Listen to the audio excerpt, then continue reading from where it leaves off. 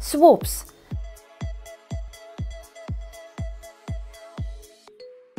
Swap is a simultaneous purchase and sale of identical amounts of one basic currency with two different value dates.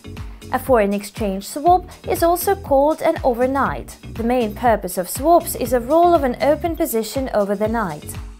On Forex, both operations, closing and opening of the same position at a current exchange rate, are automatically performed by one contractor, that is, a broker. Swaps can be both negative and positive. It depends on the difference between interest rates set by the central banks which issue the traded currencies.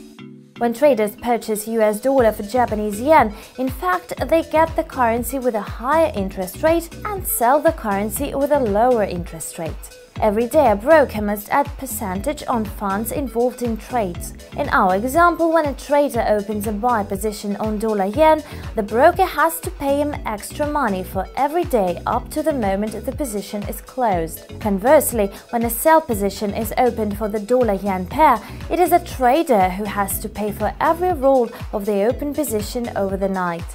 For rolling the position over the Wednesday-Thursday night, the triple swap is paid, accounting for a weekend.